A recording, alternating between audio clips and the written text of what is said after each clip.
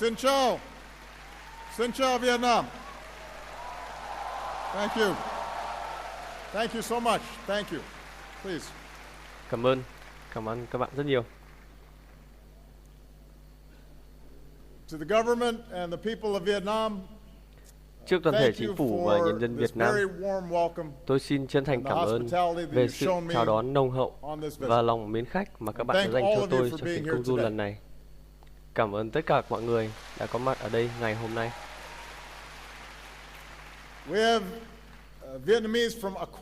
Trên khắp quê hương Việt Nam, tôi thấy được nhiều bạn trẻ cho thấy được sự năng động, tài năng và niềm hy vọng của Việt Nam. Trong chuyến thăm lần này, tôi rất cảm kích trước lòng mến khách mà dường như đối với nhân dân Việt Nam là chuyện hết sức bình thường. Nhiều người đã xếp hàng trên phố, niềm nở và vẫy tay chào đón tôi. Tôi thấy được tình hữu nghị hai bên dành cho nhau. Tối qua, tôi cũng đã tới thăm phố cổ Hà Nội và được thưởng thức một số món ăn ngon của các bạn. Tôi đã được ăn món bún chả.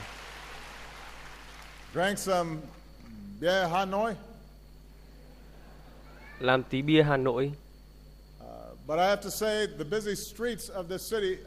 Nhưng phải nói rằng trong đời tôi chưa bao giờ thấy nhiều xe máy tấp nập qua lại như vậy trên phố. Tuy tôi chưa được thử cái cảm giác qua đường ở Hà Nội, nhưng có dịp trở lại, các bạn hãy dạy cho tôi nhé.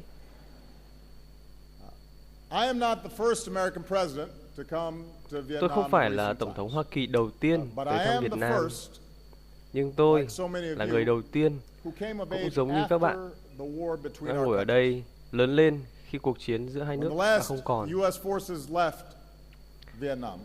Khi quân đội Mỹ rời khỏi Việt Nam, lúc đó tôi mới chỉ 13 tuổi. Lần đầu tiên tôi biết đến Việt Nam, được gặp gỡ người Việt Nam là khi tôi lớn lên tại Hoang.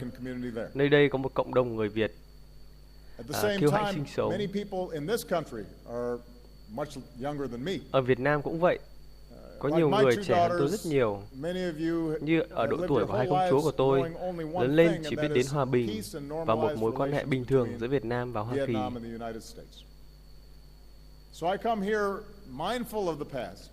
Tôi tới đây không chỉ nhớ lại quá khứ, lịch sử đau thương, mà còn chú trọng tới tương lai.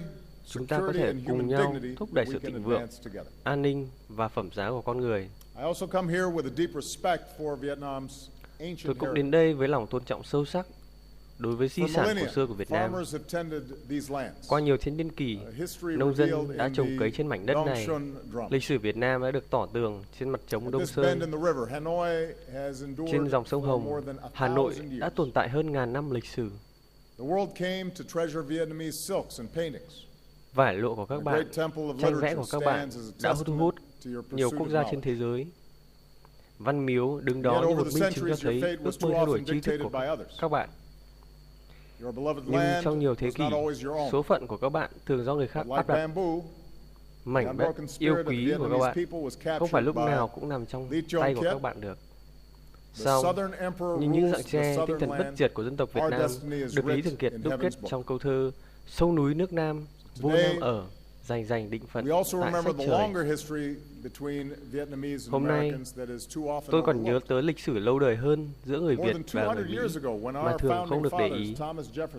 Cách đây 200 năm, người cha lập quốc Hoa Kỳ Thomas Jefferson khi tìm giống gạo cho điền trang của mình, ông đã để mắt tới giống gạo của Việt Nam. Ông nói, gạo Việt nổi tiếng ở trắng trong, vị ngon và cho năng suất cao. Chẳng bao lâu sau, lái buôn Mỹ đã cập cảng Việt Nam để tìm cách giao thương loại gạo này. Trong Thế chiến thứ hai, người Mỹ đã hỗ trợ Việt Nam đấu tranh chống ách đô hộ, và khi phi công Mỹ bị bắn hạ, người Việt đã tới cứu giúp họ. Vào ngày Việt Nam tuyên bố độc lập, người Việt đã đổ ra khắp mọi nẻo đường trên Hà Nội, nghe Bác Hồ trích lại tuyên ngôn độc lập của Hoa Kỳ. Bác nói, tất cả mọi người sinh ra đều có quyền bình đẳng, tạo hóa cho họ những quyền không ai có thể xâm phạm được. Trong những quyền ấy có quyền được sống, quyền được tự do và quyền mưu cầu hạnh phúc. Trong một lần khác, những lý tưởng và sự tương đồng giữa chúng ta trong đấu tranh chống chủ nghĩa thực dân lẽ ra đã đưa hai nước gần lại nhau hơn. Thế nhưng, chiến tranh lạnh và những lo sợ trước chủ nghĩa cộng sản đã đẩy chúng ta vào một cuộc xung đột. Cũng như nhiều cuộc xung đột khác trong lịch sử, chúng ta một lần nữa hiểu rằng sự thật cay đắng đó là chiến tranh, dù mục đích là gì, thì cũng chỉ gây ra đau thương và bi kịch. Tại một nghĩa trang liệt sĩ cách đây không xa, và trên bàn thờ ở mỗi gia đình Việt Nam, hẳn các bạn còn nhớ, có 3 triệu người con, người lính, thường dân Việt Nam đã thiệt mạng. Và tại bức tường tưởng niệm ở Washington, chúng ta có thể chạm tay tới tên của 58.315 lính Mỹ đã tử trận. Ở cả hai quốc gia, thân nhân cũng như bạn bè vẫn đau lòng khi nhớ lại những người yêu thương mà họ đã mất. Ngay như ở Mỹ thôi, dù chúng tôi phản đối chiến tranh, thì chúng tôi vẫn luôn phải vinh danh những người lính và chào đón họ về nhà với sự tôn trọng mà họ xứng đáng được nhận. Chúng ta có thể chung tay ngay từ ngày hôm nay, nhân dân Việt Nam và Hoa Kỳ. Chúng ta có thể cùng nhau nhìn nhận lại nỗi đau và sự hy sinh ở cả hai phía. Cách đây hơn 2 thập kỷ, Việt Nam đã có những bước tiến vượt bậc, và thế giới có thể thấy được những sải bước mà Việt Nam đã có. Với các cải cách kinh tế cùng các thỏa thuận thương mại, bao gồm cả với đối tác là Mỹ, các bạn đã gia nhập nền kinh tế toàn cầu, bán hàng ra khắp nơi trên thế giới.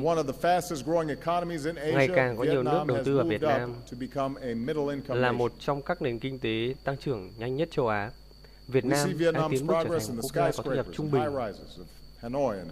Chúng ta có thể nhìn thấy sự tiến bộ của Việt Nam thông qua những tòa nhà cao tầng ở Hà Nội, thành phố Hồ Chí Minh, trung tâm thương mại và đô thị mới. Vệ tinh của Việt Nam được phóng vào không gian. Một thế hệ trẻ mới đang thức giấc, học tập và khởi nghiệp. Chúng ta thấy được hàng chục triệu người đang có tài khoản Facebook và Instagram. Các bạn không chỉ chụp ảnh tự sướng, dù rằng tôi biết các bạn hay làm như vậy lắm. Và mấy ngày hôm nay có rất nhiều người xin chụp ảnh tự sướng cùng với tôi. Các bạn cũng đã mạnh dạn lên tiếng về những vấn đề mình quan tâm, chẳng hạn như vấn đề bảo vệ cây cổ thụ ở Hà Nội. Sự năng động đó đã mang lại cho cuộc sống của người dân Việt Nam một hơi thở mới. Việt Nam hiện đã giảm thiểu đáng kể tình trạng đói nghèo, nâng cao thu nhập các hộ gia đình và tạo nhiều người thuộc tầng lớp trung lưu hơn. Đói kém, bệnh tật, tỷ lệ trẻ em và sản phụ tử vong đã giảm. Số người tiếp cận với nước sạch, điện, số trẻ em được đến trường và tỷ lệ biết chữ đã tăng. Đây thực sự là một sự tiến bộ vượt bậc mà các bạn đã đạt được chỉ trong một thời gian rất ngắn. Khi Việt Nam đang chuyển mình cũng là lúc quan hệ song phương giữa hai nước đi lên. Chúng ta đã rút ra bài học mà vị thiền sư đáng kính Thích Nhật Hạnh đã dạy. Chỉ có những đối thoại chân thành mới làm cho cả hai bên sẵn sàng thay đổi. Và khi đó, cuộc chiến từng chia rẽ chúng ta thì nay lại là cội nguồn để hàn gắn. Nhờ đó chúng ta có thể tìm kiếm được người mất tích, đưa họ về nhà. Chúng ta có thể rà phá bom mìn chưa nổ, và trẻ em sẽ không còn phải lo chơi ở ngoài và phải sợ mất chân mất tay. Chúng tôi vẫn đang hỗ trợ người khuyết tật Việt Nam, trong đó có cả trẻ em, và cùng giúp đỡ khắc phục hậu quả chiến chất độc da cam để Việt Nam có thêm một đất canh tác. Chúng tôi tự hào đã làm sạch xong sân bay Đà Nẵng và mong được tiếp tục giúp đỡ ở sân bay Biên Hòa. Và các bạn cũng đừng quên rằng hai nước thực hiện hòa giải là nhờ các cựu chiến binh của hai bên, những người từng đối đầu nhau trên chiến trường. Hãy nhớ lại thời thượng nghị sĩ John McCain. Ông từng là tù nhân chiến tranh và từng gặp tiếng tướng Giáp. Ông nói, hai nước hãy làm bạn thay vì là kẻ thù của nhau. Hãy nghĩ tới các cựu chiến binh Hoa Kỳ và Việt Nam Họ đã giúp hàn gắn và thiết lập quan hệ mới cho chúng ta. Rất ít người làm được nhiều hơn Trung úy Hải quân và giờ là Ngoại trưởng Hoa Kỳ John Kerry. Thay mặt nhân dân hai nước, John, chúng tôi cảm ơn anh về sự nỗ lực phi thường của anh. Because our veterans showed us the way. Because Nhờ các cựu binh warriors had the đã chỉ đường courage dẫn to lối cho pursue chúng ta, peace. Our và nhờ peoples những are người now lính closer có lòng than dũng ever cảm để before. tìm hòa bình, Our mà giờ trade đây has nhân dân hai nước surged, trở our nên thân students tình and hơn bao giờ scholars hết. learn together. We welcome more Giao thương Vietnamese đã tăng students lên, to America than from sinh any viên và other học giả country hai in nước cùng Southeast nhau Asia. học tập. And every Du học year sinh ở you Việt Nam, welcome more ở and Mỹ more American nhiều hơn tourists, bất kỳ quốc gia Đông Nam Á nào khác. including young Americans with Và their hàng năm, backpacks. du khách Mỹ tới Việt Nam lại tăng. To Hanoi's Trong đó có 36 những thế hệ streets, trẻ người Mỹ thích the du lịch. shops of Hoang and the imperial Họ tới city of thăm thú 36 phố phường của Hà Nội, phố cổ Hội An và cố đô As Huế. Vietnamese and Americans, we can all relate to those words Cả người Việt written by lẫn người Van Mỹ Cao. đều có thể hàn gắn From với những ca now, từ we know each other's sau homeland. của cố nhạc sĩ Văn Cao. From now, we learn to Từ nay, feel người for biết each quê other. người. Từ nay, người biết thương người. As president, I've built on this progress. Với cương vị là tổng thống, tôi With our tiếp tục new kế thừa phát comprehensive huy trên nền partnership, tảng our đó. governments are working more closely together than ever before. Với thỏa thuận đối tác toàn And with this diện visit, mới we've được ký put kết, our relationship chính phủ hai on a nước firmer đang hợp tác footing chặt for chẽ hơn decades bao to giờ come. hết. Với chuyến thăm lần In a này, sense, the long chúng story ta between our two đã giúp nations quan that hệ began song with phương Thomas có thêm Jefferson nấc thang mới, more vững than chắc two hơn centuries ago để has tiến now tới come trong full circle. nhiều thập kỷ nữa. It's taken many years and Lương required duyên great hai effort. nước bắt đầu từ câu But now chuyện we của can Tổng say thống something Thomas that was once Jefferson hơn unimaginable. 200 năm trước. Giờ Today, đây đã được trọn Vietnam vẹn. and the United States are partners. Chúng ta mất nhiều năm tháng và I nỗ lực believe lớn our lao, experience nhưng bù lại, holds chúng ta lessons được for the thốt world. lên một điều không tưởng, đó là Việt Nam At a và time when Mỹ many giờ đây đã trở thành conflicts đối tác. seem intractable, seem as if they will never Kinh nghiệm end, của hai nước cũng là bài học cho we thế have giới. shown that Trong bối hearts cảnh can nhiều change, cuộc chiến tưởng như không and hồi that a kết, different future is chúng ta possible chứng when minh we trái refuse tim to be có thể thay đổi prisoners với of một the tương past. lai đổi khác nếu ta từ chối We've làm tù shown nhân của quá khứ. how peace can be better than war. We've shown that Chúng progress ta in human có thể dignity chứng is minh được best rằng advanced by so với cooperation chiến and tranh, not conflict. hòa bình là thứ đẹp đẽ hơn That's rất what nhiều, Vietnam and America rằng can show tiến the bộ world. và phẩm giá con người được phát huy tốt nhất thông qua hợp tác thay vì xung đột. Now, America's new partnership with Đó Vietnam chính là is thứ mà rooted Việt in Nam some và basic Mỹ có thể truths. cho thế giới thấy. Vietnam is an independent, Ngày sovereign nay, nation. quan hệ đối tác giữa Việt No Nam other và nation Mỹ can impose its dựa trên một will số chân on lý you cơ or bản. decide your destiny. Việt Nam là quốc gia có độc lập, chủ quyền, không một nước nào có quyền được áp đặt hoặc quyết định số phận Now, the thay Việt United Nam. States has an interest here. We have an interest in Vietnam's success. Và Hoa Kỳ nay cũng có lợi ích ở Việt Nam But và our chúng tôi quan comprehensive tâm tới partnership thành is công của các still bạn. in its early stages. And with Song, the time I have quan left, I hệ want to đối share tác with toàn you the diện giữa vision hai that I nước believe vẫn can chỉ guide ở us in giai the đoạn đầu. decades ahead. Trong thời gian cuối nhiệm sở, First, tôi let's muốn chia work sẻ tầm together nhìn mà to tôi create tin real có thể dẫn opportunity dắt and chúng ta prosperity trong for nhiều all thập of kỷ our tới. people. Trước tiên, hãy cùng We nhau know the kiến tạo cơ ingredients hội for và economic sự thịnh success vượng in thực the sự cho nhân 21st dân century. hai nước. Chúng In ta our biết global đâu economy, investment là and thành trade tố giúp nền flows kinh tế to phát triển wherever trong there thế is kỷ rule of 21. law. Because no one wants to pay a bribe to Trong start a nền kinh tế business. toàn cầu, đầu Nobody tư vào wants các to dòng sell thương mại their sẽ chảy goods tới bất cứ đâu có or pháp go to quyền, school if they bởi don't know không ai muốn how they're going to góp be tay để treated. mở một công ty mới cả. Không ai muốn bán In sản phẩm hay đi học knowledge-based economies, nếu họ không biết jobs go to họ where sẽ được people đối have xử the ra sao. freedom to think for themselves and exchange Trong nền ideas kinh tế and tri to thức, innovate. việc làm là dành cho nơi con And người real có được economic quyền partnerships tự are not do just tư about duy, one country trao đổi ý extracting tưởng và đổi mới. resources from another. They're about investing in our greatest Các mối resource, quan which hệ is đối our tác kinh people tế and their thực skills sự and không their có nghĩa talents. rằng nước này tới khai thác Whether you live in a tài big nguyên của city nước or a kia, rural village. mà thay vào đó And that's họ the kind đầu of tư partnership that vào nguồn America tài nguyên lớn offers. nhất, đó chính là nhân lực, kỹ As I năng announced và yesterday, tài the năng. Peace Corps Dù will các come to bạn Vietnam sống ở for đâu, the first time thành with phố a lớn focus hay on các teaching English. tại các làng quê, đó chính là hình thức A hợp tác generation mà after Mỹ young hướng tới. Americans came here to fight, a new generation of Như đã Americans phát are biểu going to ngày come hôm here qua, to teach phái and đoàn hòa bình build sẽ and tới Việt deepen Nam, the friendships between us. tập trung nhiệm vụ giảng dạy tiếng Anh.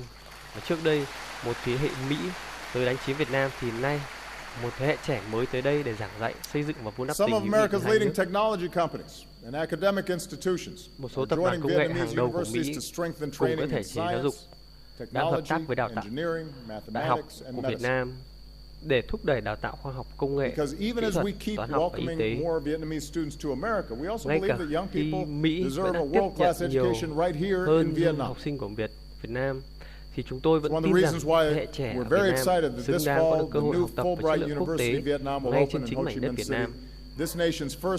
Do vậy, chúng tôi rất vui khi đến mùa thu năm nay, trường đại học Fulbright sẽ khai trương tại Sài Gòn. Và đây là ngôi trường đại học phi lợi nhuận và độc lập đầu tiên tại Việt Nam, nơi sinh viên được hưởng cơ hội học tập cũng như học bổng miễn phí. Sinh viên, học giả, nhà nghiên cứu tập trung vào các ngành chính như chính sách công, quản trị kinh doanh, kỹ thuật, tin học, văn học nghệ thuật. Và tuyển tập thơ ca của Nguyễn Du, triết học của Phan Chu Trinh cho tới toán học của Ngô Đình Châu. Chúng tôi vẫn tiếp tục duy trì hợp tác với thanh niên trẻ và doanh nhân. Bởi chúng tôi tin, một khi các bạn đã lĩnh hội được các kỹ năng và công nghệ cũng như vốn có cần thiết, thì các bạn sẽ không phải lo bất cứ một cái gì có thể cản bước của bạn tới thành công. Và điều đó đúng ngay cả với những phụ nữ xuất chúng của Việt Nam. Chúng tôi tin rằng bình đẳng giới là một nguyên tắc tối quan trọng. Từ thời Hai Bà Trưng tới nay, những phụ nữ mạnh mẽ, đầy tự tin vẫn đang nỗ lực đưa Việt Nam vươn xa.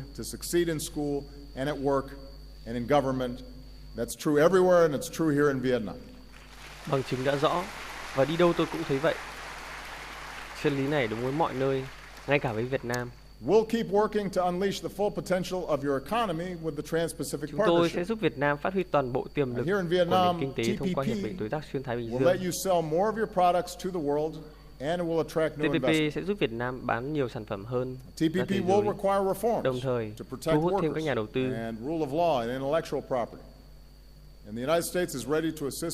TPP đòi hỏi cải cách nhằm bảo vệ người lao động, pháp quyền và sở hữu trí tuệ. Với cương vị là Tổng thống Hoa Kỳ, tôi ủng hộ mạnh mẽ TPP bởi vì các sản phẩm Made in America sẽ từ tay nhiều người tiêu thụ Việt Nam hơn. Ngoài ra, tôi ủng hộ TPP nhờ những lợi ích chiến lược quan trọng mà nó mang lại. Việt Nam sẽ không còn phụ thuộc vào một đối tác kinh tế nào nữa, mà thay vào đó có thể mở rộng quan hệ đối tác, kể cả với Hoa Kỳ. TPP còn ủng hộ hợp tác trong khu vực, và nhờ đó sự bất bình đẳng trong nền kinh tế sẽ được giải quyết, đảm bảo nhân quyền với mức lương cao hơn, điều kiện làm việc an toàn hơn. Lần đầu tiên tại Việt Nam sẽ có các quyền thành lập các liên đoàn lao động độc lập, các quy định nghiêm cấm sử dụng lao động cưỡng bức và lao động trẻ em.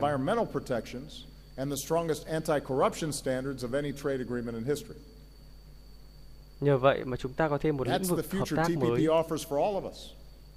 đảm bảo lợi ích an ninh giữa hai bên. Vietnam and the other signatories will have to abide by these rules that we have shaped together.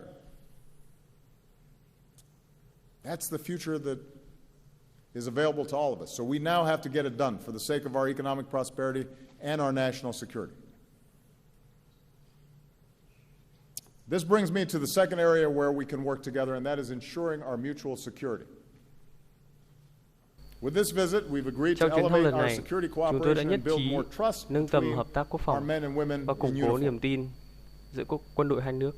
We'll continue to offer training and equipment to your Coast Guard. Chúng tôi tiếp tục đề xuất được đào tạo và cung cấp thiết bị cho cảnh sát biển Việt Nam nhằm nâng cao khả năng phòng vệ trên biển của Việt Nam.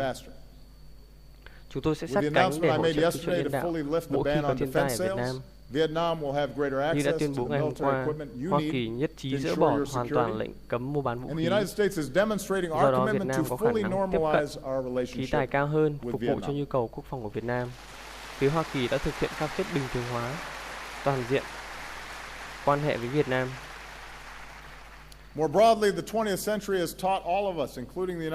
Thế kỷ 20 đã dạy cho cả hai nước, Việt Nam và Hoa Kỳ, rằng nền quốc phòng của hai nước dựa trên các nguyên tắc chuẩn mực nhất định. Các quốc gia dù lớn hay nhỏ đều có chủ quyền toàn vẹn và cần được tôn trọng.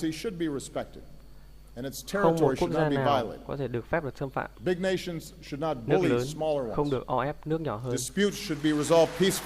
Tranh chấp nên được giải quyết trong hòa bình.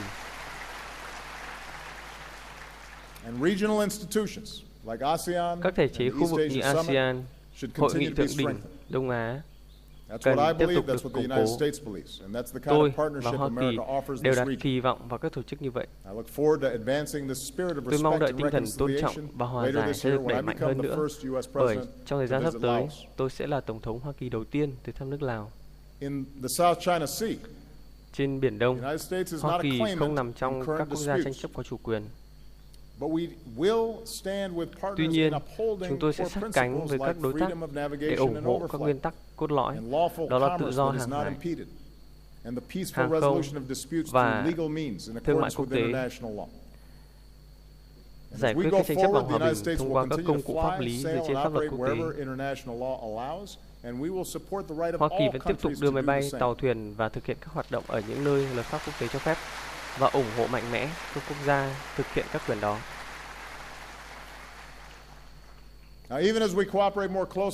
Và khi chúng ta hợp tác chặt chẽ hơn trong những lĩnh vực mà tôi vừa nhắc tới, quan hệ đối tác của chúng ta sẽ còn có thành tố thứ ba: giải quyết những vấn đề mà chính quyền hai bên còn bất đồng, trong đó có vấn đề nhân quyền.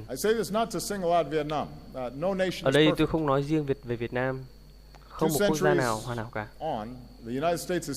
Trong 2 thế kỷ vừa qua, chính nước Mỹ cũng đang cố gắng đạt được những lý tưởng của những người lập quốc, vẫn đang phải đối phó với những tồn tại nội bộ, chẳng hạn như chính trị đã gây ra quá nhiều tốn kém, bất bình đẳng kinh tế và phân biệt chủng tộc trong hệ thống tư pháp, chênh lệch tiền lương giữa nam và nữ. Chúng tôi vẫn còn nhiều các vấn đề và không hề miễn nhiễm với các chỉ trích. Tôi thề với các bạn là tôi vẫn nghe những lời chỉ trích mỗi ngày.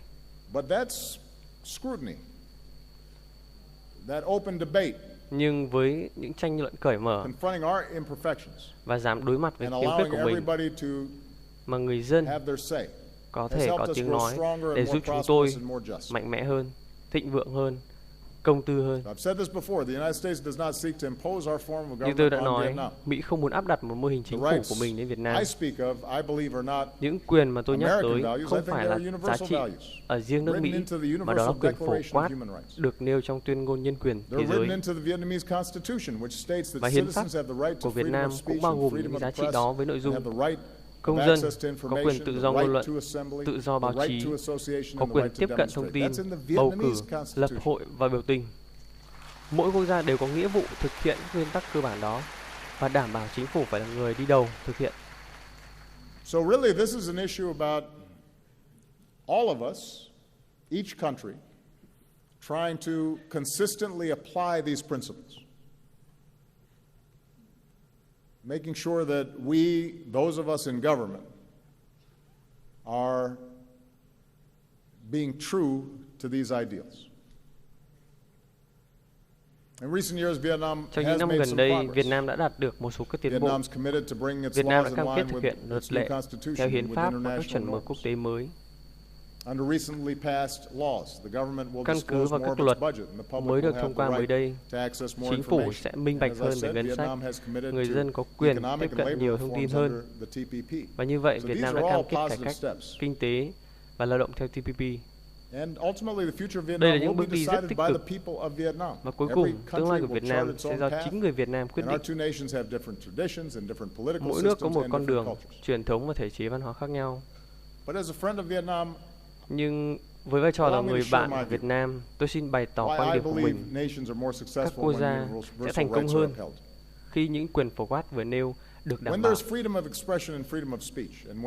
Khi được tự do bày tỏ quan điểm và tự do ngôn luận, người dân có thể chia sẻ ý kiến, truy cập Internet và mạng xã hội mà không bị hạn chế. Điều này sẽ giúp thúc đẩy đổi mới, sáng tạo trong nền kinh tế. Và đó chính là nơi ra đời các ý tưởng, và Facebook đã ra đời như vậy. Some of our greatest companies began.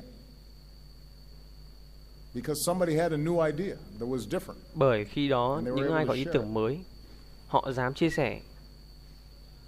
When there's freedom of the press, when journalists and bloggers khi có tự do báo chí, các nhà báo và các blogger có thể đưa ra ánh sáng những bất công, những sai phạm, những quan chức sẽ bị giám sát và từ đó xây dựng được lòng tin trong dân chúng. Khi ứng cử viên được tự do tranh cử và vận động, các cử tri có thể chọn ra những vị lãnh đạo của riêng mình thông qua bầu cử tự do, công bằng, và xã hội sẽ trở nên ổn định hơn bởi lẽ công dân biết tiếng nói của mình đã có người nghe và sẽ có thêm nhiều người gia nhập hệ thống hơn. Và khi có tự do tín ngưỡng, không chỉ người dân được thể hiện tình yêu, lòng trắc ẩn bên trong trái tim của tất cả các tôn giáo, mà các nhóm tôn giáo còn được phục vụ cộng đồng bằng việc xây dựng trường học, bệnh viện, chăm sóc người nghèo. Khi có được quyền tự do lập hội, công dân được tham gia các tổ chức xã hội dân sự, nhiều vấn đề chính phủ một mình không thể giải quyết được, thì sẽ có sự hỗ trợ. Bởi vậy, thượng tôn các quyền này không gây rối loạn xã hội, mà ngược lại, nó chính là nguồn gốc cho sự bình ổn và tiến bộ của xã hội.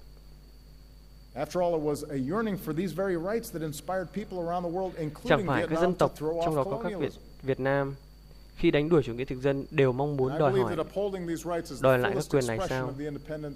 Tôi tin thực hiện các quyền này là thể hiện cao nhất sự độc lập mà chúng ta trân trọng, ngay cả với một quốc gia tự coi mình là của dân, do dân và vì dân. Việt Nam sẽ không làm giống như Mỹ, và mỗi nước chúng ta không thể có những hành động giống nhau được. Tuy nhiên, những nguyên tắc cơ bản này chúng ta sẽ phải cố gắng cải thiện.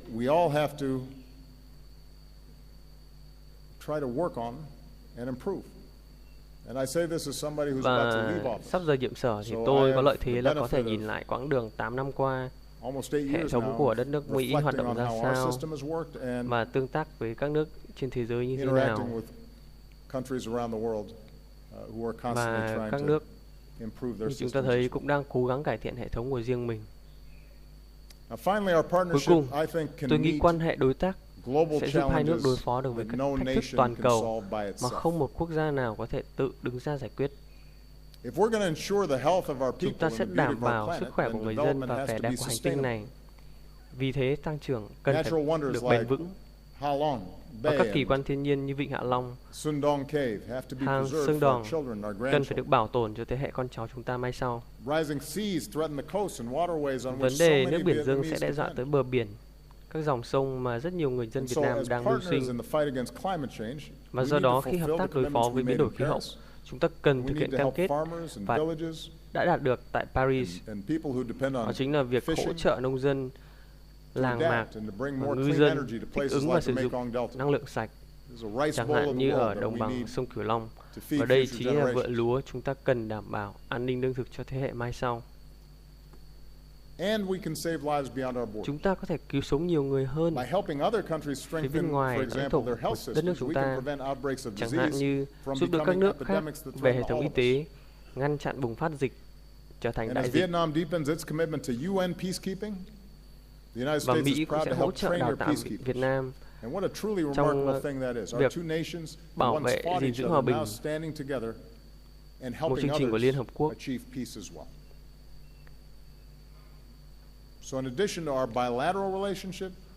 Một điều đáng nói ở đây là hai nước chúng ta từng là kẻ thù, mà giờ đây chúng ta cùng sát cánh và hỗ trợ các quốc gia khác giành lại hòa bình. Quan hệ song phương còn giúp hai bên tích cực định hình quan hệ quốc tế. Tôi hiểu rằng thực hiện tầm nhìn đó không thể một sớm một chiều được, và cũng không có gì chắc chắn. Sẽ có những va vấp, có những bước thụt lùi trong quá trình ấy, nhưng sẽ có những lúc hiểu lầm và sẽ cần có những nỗ lực lâu dài, đối thoại thực sự, trong đó hai bên đều sẵn sàng thay đổi. Nhưng khi nhìn lại lịch sử cả hai bên đã trải qua, tôi đứng đây trước các bạn ngày hôm nay hoàn toàn lạc quan về tương lai. Và niềm tin của tôi xuất phát từ tình bạn và cảm hứng chung của hai dân tộc. Tôi đang nghĩ về những người Mỹ và Việt Nam đã vượt qua những đại dương. Nhờ đó, nhiều gia đình đã đoàn tụ sau nhiều thập kỷ. Và như nhạc sĩ Trịnh Công Sơn đã viết trong bài hát của ông, hãy nối vòng tay lớn, mở rộng trái tim và nhìn thấy mình trong người khác.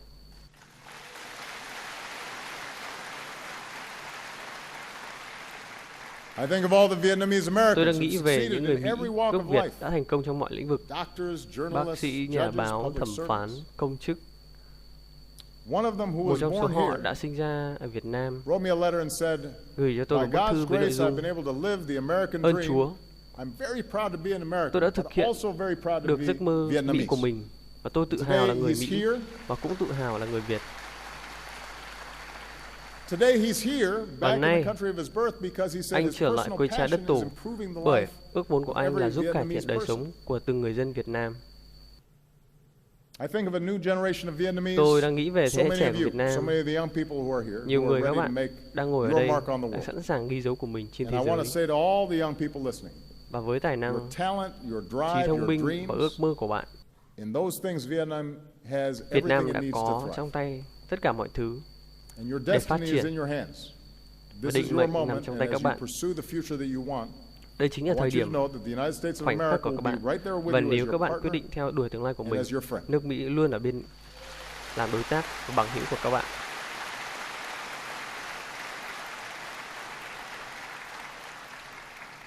And many years from now, Và when nhiều even năm more sau, Vietnamese and Americans are studying with khi each càng other, có nhiều người Việt innovating and và người doing Mỹ cùng business nhau with học each tập, other, kinh doanh, standing up sáng for our tạo, security and bảo vệ promoting an ninh, môi human trường rights and protecting our và planet quyền with con each người. other.